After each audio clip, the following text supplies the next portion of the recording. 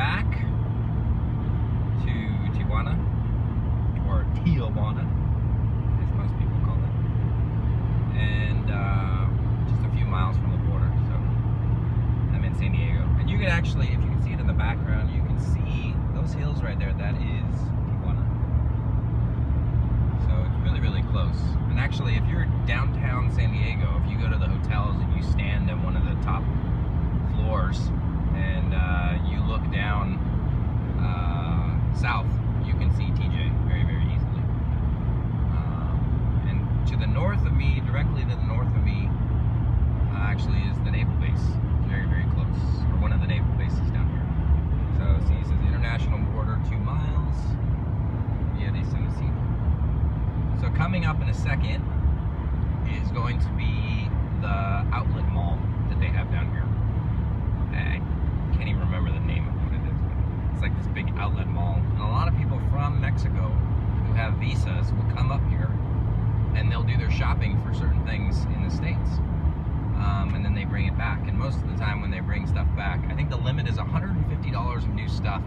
You can bring it back into Mexico and not have to pay tax on it. If it's above $150, then you do have to pay the tax on what the price would be in Mexico. So I'm going to go through the border with you, and you can see that there will be guards, if I'll be able to hold my phone. You can see there's guards, and obviously they're looking for bad stuff that you might be bringing into Mexico. Marijuana is illegal in Mexico. So they're looking for that, but they're also looking for goods that they can tax you on. So there's a building there, it says SAT, they call it SAT. It doesn't stand for Scholastic Aptitude Test. SAT is their version of the IRS, and so they're looking to collect taxes. And they do collect a good amount of money from people bringing stuff back. So, we're getting really close. So this is the 805 freeway. I'm currently on the 5 freeway. The 805 and the 5 merge. And then you can see the outlet mall over there. I think I showed it to you before, actually. That's a big giant parking lot. And then back over there, if you can see that bridge, that is the Ped West pedestrian crossing. And in the background, actually, you can also see the bridge, or the fence. So it's right there, hugging the mall parking lot. So they're building more border crossing there. Something like 100 lanes coming back into the States. And it still takes freaking forever if you don't have a global entry pass. All right, so now we're going in. As you can see, when I think crisis, right, I think like, you know, World War III, or actually the movie World War Z, where, you have zombies trying to climb the walls and whatever. They did add this fencing when the quote-unquote migrant caravan invasion was here. That's literally the only thing that I saw the National Guard doing, or the military. They had a big meeting and they were like, okay, let's put up the barbed wire coming into Mexico.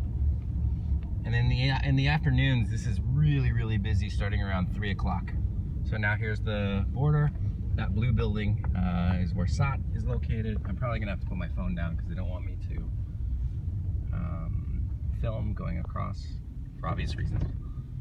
So I'm in the line that says nothing to declare. They're gonna have me go through. And literally this is like the easiest thing ever. Huh, they're actually calling me through. So you guys will get to experience what it's like to be pulled into secondary going into Mexico.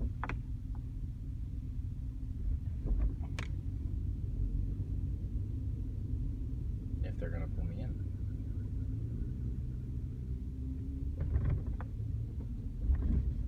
Well, the alarm went off and they didn't call me in. So that was easy. Even when they do pull you in, they're checking for a license and registration. They'll ask you if you have anything with you, and then they're checking to see if you bring anything in that they can tax you with.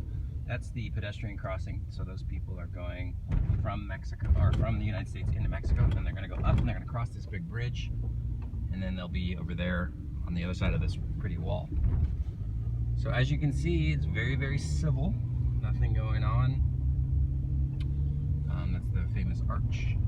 And then right on the other side of this is a big, they call it the river, but it's really just a storm goes from pedestrian crossing to Zona Centro, Centro, which is the Revolucion famous street. So you can change money. And like I was saying, like, you know, the word national security crisis, I think, is overused or used improperly, because, you know, it's just like a normal day. Like, it feels like you're in San Diego still. Things look a little bit different. The signs are obviously in Spanish, but for the most part, it's just as peaceful and calm anywhere else. And this is how it is every single day in TJ, or in this area especially. You know, and this is the busiest border crossing in the whole entire country. And as you can see, there's not a whole lot going on, you know, so. And I know that a lot of you people, I know that a lot of people who are outside of the border areas, especially San Diego, like, don't really get to see this. Now I'm on the freeway, quote unquote, here in TJ. That's called the Via Rápida. You know, people who live in other parts of the country don't get to see this, and so it's kind of left up to the imagination or whatever the media decides to tell you. But it's mellow. It's like this here every day. Like, you don't have hordes of people streaming across the border, like climbing the fence like animals. Just normal people, just like we have in the States.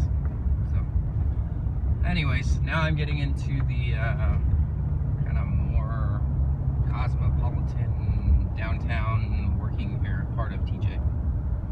So this is the big mall. It's called Plaza Argel. Lots of shopping, 2 movie theaters. It's a nice area. Great donut bar place if you like donuts. I think it's called Donut Bar.